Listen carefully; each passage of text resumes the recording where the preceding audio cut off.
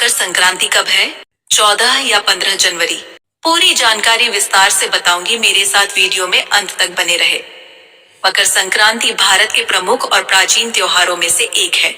यह पर्व सूर्य की गति पर आधारित है, इसलिए हर साल लगभग एक ही तारीख के आसपास आता है।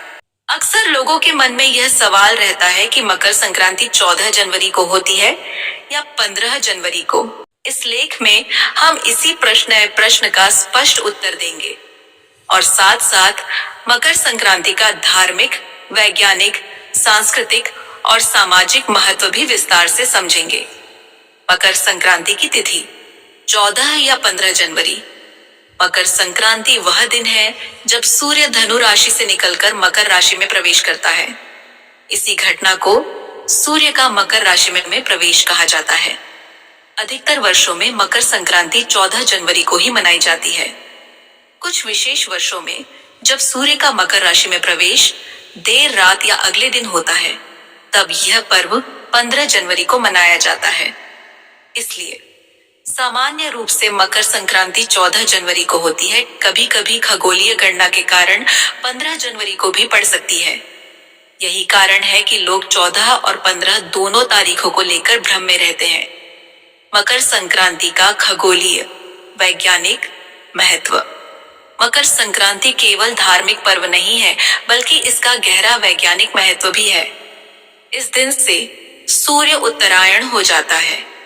उत्तरायण का अर्थ है सूर्य का उत्तर दिशा की ओर बढ़ना। दिन बड़े होने लगते हैं और रातें छोटी होने लगती हैं। ठंड धीरे धीरे कम होने लगती है। प्राचीन भारतीय ऋषियों ने सूर्य की इस गति को बहुत पहले ही समझ लिया था और इसे शुभ माना। धार्मिक महत्व। हिंदू धर्म में मकर संक्रांति को अत्यंत पुण्यदायी पर्व माना गया है। 1. स्नान और दान का महत्व। इस दिन पवित्र नदियों में स्नान करना, तिल, गुड़, चावल, वस्त्र और अन्न का दान करना, ब्राह्मणों और गरीबों को भोजन कराना। 2. भगवान सूर्य की पूजा। सूर्य को जल अर्पित किया जाता है। सूर्य मंत्रों का जाप किया जाता है। आरोग्य और दीर्घायु की कामना की जाती है। 3. गीता और पुराणों में उल्लेख। कहा जाता है कि उत्तरायण में शरीर त्यागने से मोक्ष की प्राप्ति होती है। भीष्म पितामह ने भी उत्तरायण की प्रतीक्षा कर प्राण त्यागे थे। मकर संक्रांति और फसल पर्व। मकर संक्रांति भारत के किसानों के लिए नई फसल का उत्सव है। रबी की फसल पकने लगती है। किसान अपनी मेहनत का फल देखकर प्रसन्न होते हैं। नई फसल से बने व्यंजन भगवान को अर्पित किए जाते हैं। इसी कारण इसे कृतज्ञता और आनंद का पर्व भी कहा जाता है। तिल और गुड़ का महत्व। मकर संक्रांति पर तिल और गुड़ खाने की परंपरा बहुत प्रसिद्ध है। इसके पीछे कारण तिल शरीर को गर्मी देता है, गुड़ ऊर्जा प्रदान करता है। सर्दी के मौसम में ये दोनों स्वास्थ्य के लिए लाभकारी हैं। कहावत भी है, तिल गुड़ खा और मीठा मीठा बोल। यह आपसी प्रेम, सौहार्द और मधुर संबंधों का प्रतीक है। भारत के विभिन्न राज्यों में मकर संक्रांति पूरे भारत में अलग अलग नामों और परंपराओं से मनाई जाती है। 1. उत्तर भारत। मकर संक्रांति गंगा स्नान, दान पुण्य, खिचड़ी का प्रसाद। 2. गुजरात। उत्तरायण पतंग उड़ाने का भव्य उत्सव, छतों पर रंग बिरंगी पतंगे। 3. महाराष्ट्र। तिलगुल गया घोड़ घोड़ बोला। 4. तमिलनाडु। पोंगल 4 दिन का पर्व, सूर्य, प्रकृति और पशुओं की पूजा। 5. पंजाब। लोहड़ी अग्नि जलाकर उत्सव, नई फसल का स्वागत। 6. असम।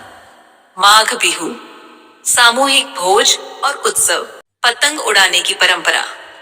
मकर संक्रांति पर पतंग उड़ाना विशेष रूप से गुजरात, राजस्थान और मध्य भारत में लोकप्रिय है।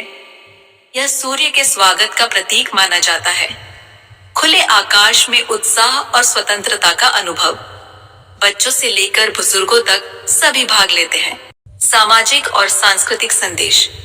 मकर संक्रांति हमें कई महत्वपूर्ण संदेश देती है। अंधकार से प्रकाश की ओर बढ़ना, नकारात्मकता छोड़कर सकारात्मकता अपनाना, आपसी कटुता भूलकर मधुर संबंध बनाना, प्रकृति और सूर्य के प्रति कृतज्ञता। निष्कर्ष, समय 0.6 सेकंड। मकर संक्रांति एक ऐसा पर्व है जो धर्म, विज्ञान, संस्कृति और प्रकृति को एक साथ जोड़ता है। जहां तक प्रश्न है कि मकर संक्रांति 14 को है या 15 को, तो उत्तर यह है, अधिकतर वर्षों में मकर संक्रांति 14 जनवरी को ही मनाई जाती है। कभी कभी विशेष खगोलीय स्थिति में 15 जनवरी को भी हो सकती है। यह पर्व हमें जीवन में नई दिशा, नई ऊर्जा और नई शुरुआत का संदेश देता है। यदि आप चाहें तो मैं मकर संक्रांति की कथा, मां लक्ष्मी या सूर्य देव से जुड़ी कहानी, भक्ति ऐसे ही और जानकारी के लिए हमारे चैनल को लाइक, शेयर, फॉलो और सब्सक्राइब करें। धन्यवाद।